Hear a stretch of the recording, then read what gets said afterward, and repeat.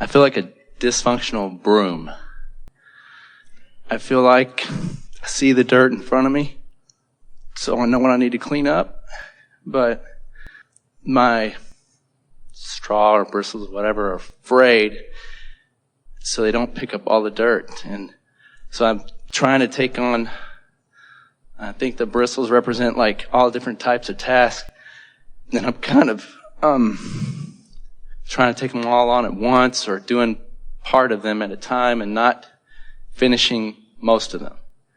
And I know what the tasks are that need to be done because I can see the dirt, but I'm leaving a trail behind them. We disagree with you in this big way.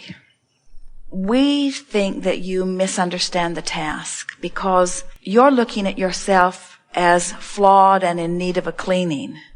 And we're looking at you as perfect and in need of awareness that you're perfect.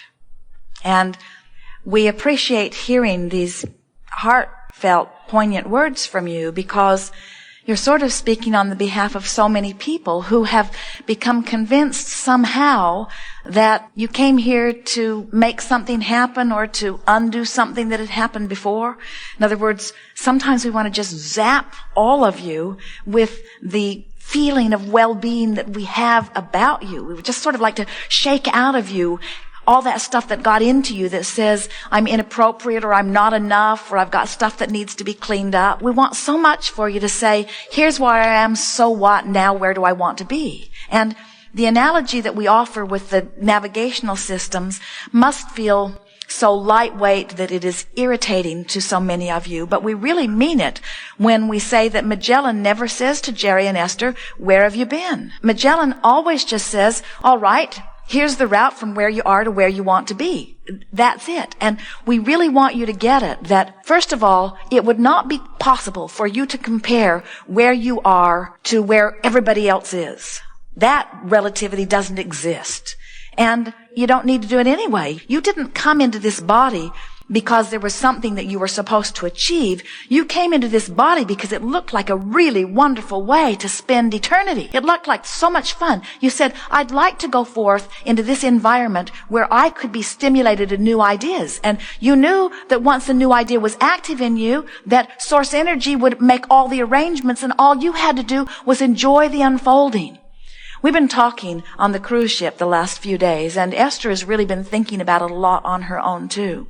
That step one is contrast causes you to ask. And you can't stop doing that. You've been asking all over the place. So much that you couldn't live it all out if you had 20 or 30 lifetimes just to live out this vibrational escrow. There's that much good stuff in it. Step two is source will answer it. But step three is you just got to chill out. So we offer processes like scripting or like appreciating, the sort of cleaning up stuff that you're talking about.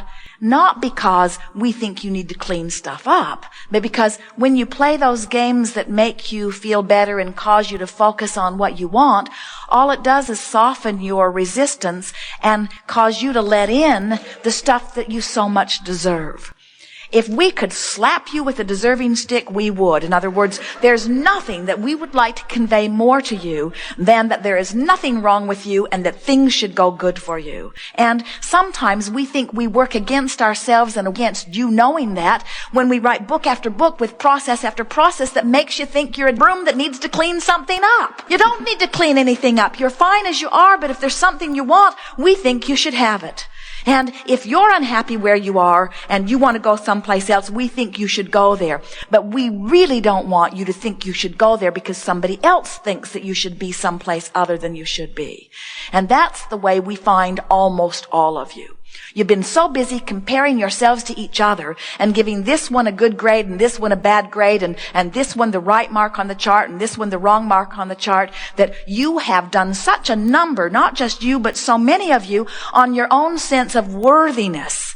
You see, and you're so worthy. You're dripping with worthiness. You are the center of the universe. The non-physical fairies of the universe are knocking themselves out. No, it's not like that at all. It's easy for us. We are doing everything in aligning things just the way you want it to be. But you've got to find some way of lightening up on yourself. You've got to find some way of accepting that it should be good for you. And in fact, it has been good for you in this way, in this way, in this way, in this way, in this way. Oh, I feel like I've had moments of connecting with Source, and yes, and it feels awesome. And well, you know what happens? Those of you who find your way over here, it's really an interesting thing. The energy here is fascinating to observe because many of you have made your way here because you are sensitive beings who almost cannot endure the chaotic energy of other places. And so, in the sense that you've left what didn't feel good to get to a place that feels better, you might temporarily feel a little better, but it has left you ill-prepared to deal with the energy of the world. And so, we want you to just become almost boisterous in your acknowledgement of your ability to be anywhere. You didn't come into this physical body to take all the ideas that exist and whittle them down to just a few good ideas. You came forth to expand and to be expansive and to be the unique being that you are, you see. And we can feel that you're not different from many, but you have in an exaggerated way been compared to the point that you have become a comparer of yourself to so many. And that's why we talk all day, every day about vibrational relativity. And you know what the 2 points of relativity are? Where you are and where you want to be, leaving everybody else out of the equation, you see. So when you say, I want to clean something up, we want to say, well, we want you to close that gap too, but let's not be so dramatic about it. In other words, when Esther is in despair, which occasionally happens, rarely, but occasionally, when something that she really cares about looks like it's going amiss, she said to Jerry the other day, no one ever listens to me. And Jerry said, you want to say that again? You might want to say, sometimes people listen to me. In other words, Esther, who's heard all of this, still sees something that she really cares about that looks like it's going off the wrong way, and she feels powerless for a moment, and then gets mad. And we say, good for you, get mad, because mad feels so much better than powerless, you see. So, clean it up, don't clean it up. Clean it up if it feels better. Don't clean it up if you don't feel like it. If it really matters, we notice you clean it up. So what desire do you hold that makes all this feel so poignant? I mean, what positive desire do I hold? What do I want to achieve? Or do you mean what's keeping me from achieving it? I think I know what's keeping me from achieving that. I think it's disorganization and procrastination. They're two words that come to my mind that I can see the end result. I know what I need to do to achieve the end result, but because of procrastination you are making it even easier for us to acknowledge how it is that you've come to this place of not being proud of yourself, because these are action things that people can watch and then judge and then compare to others. So we want to give you our perspective on both disorganization and procrastination. Procrastination is you being sensitive to energy and knowing when a doorway opens that would really be productive and not being willing to try to pry the door open before the energy's lined up. And we say everything that we've known that you would call God and good and productive procrastinates in just that way, because we never try to force something before the energy is aligned.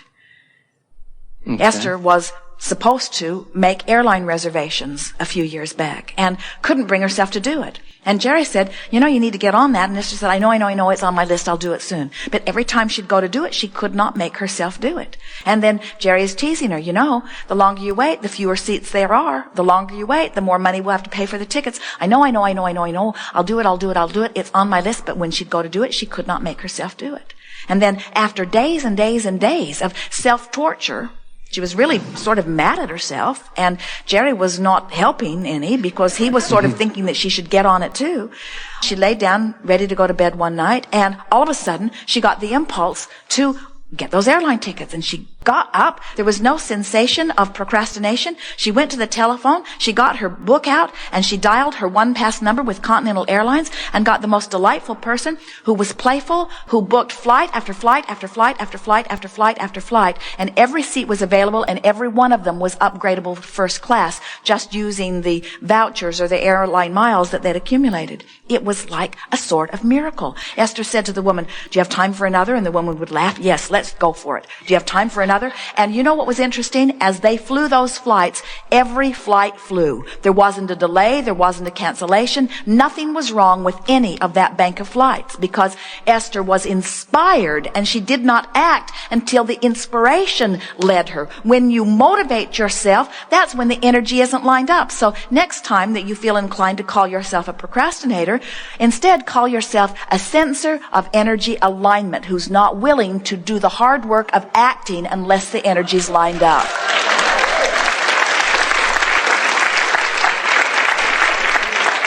Now, in terms of organization, here's what we know about organization. Organization, you should see the organization that's happening on this broader, non-physical level. When you think about the power of law of attraction and what is known that is wanted by you and all of the stuff that is in vibrational escrow, we can't even begin to convey to you the perfection and the power of the organizational level. You talk about a concierge in the sky. You talk about a real estate agent in the sky. You talk about a matchmaker in the sky. In other words, all of this stuff is lined up for you. And so when you say, I need to get organized, we want you next time to say, instead of I need to get organized, which means I need to take action, instead say, I need to get myself in vibrational alignment with what feels good. I need to be kinder to me. I need to be softer to me. I need to be lighter to me. I need to get myself in a place where I can receive the impulse that will take me to the most productive action. Because organization isn't about, Esther had lists that 10 people couldn't do, and the top of the list said things to do today. We held parties just to laugh at her list. Look what she's not going to do today, we would all say, as she would drag these lists around. And then she computerized the list, which made it possible for her to even put more things on the list. And then she made buttons that put A, B's, and C's on them, so that these are the things that really matter today. These are the important things that I'm not going to get to today, and these are the less important things that I'm not going to get here today. And everything she added to the list just buried her deeper and deeper and deeper into the abyss of overwhelmment, you see. And so one day, they were sitting at dinner, and there was a big paper napkin in front of them, and Esther said, Abraham, Jerry had gone to wash his hands, Abraham, what will I do? Because it was not possible. She was utterly buried in her good intentions to be a worthwhile citizen and meet all of her responsibilities to all of the people who were needing things from her.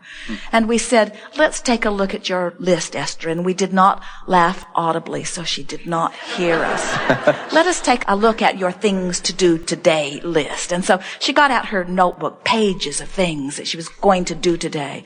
And we said, choose 5 things that either you must do or that you want to do, and write them on the left side of this placemat. Draw a line down the middle, and on the left side, write things I will do today. And on the other side, write things that I will ask the universe to do today. And then we said, pick 5 things and write them down. And so Esther looked through the pages of the list and found things that needed to be done and one thing that she really wanted to do. Wrote them on the list. And then we said, now put everything else on the other side of the placemat. So Esther sat all through this meal and transferred item after item after item to the other side of the list. And with every item that she transferred, she felt lighter and lighter and lighter, because this process was causing her to apply the laws or the rules of the 3 steps. In other words, step 1 is she was asking. In other words, she had already asked for that. And as she delegated it to the universe, she released her sense of responsibility, which was the thing that was stuck in her vibrational craw. That day, she got her 5 things done. The 4 things that she needed to do, and the 1 thing that she wanted to do. And the universe took care of twice as many. People called that she needed to talk to. People tended to things without her even asking. She received things in the mail that let her cross other things off the list. In other words, more got done on the universe's side of the placemat, because when you ask, it is given. When you stop worrying about it, it's given fast, you see. I'm saying that's what my wife keeps telling me. Let the universe Well, you know what's do it. happening to you, and you're not alone in this. You are trying to justify your existence through hard work. And so what you're literally saying to the universe is, I know I don't deserve this, but if I work really hard, maybe I will be able to eke out some deservability. And that just backfires because you're already worthy, but when you're working hard to compensate for your feeling of unworthiness, you exaggerate your feeling of unworthiness and you split your energy, and then you hold yourself apart from what's over there in vibrational escrow that you deserve, you see.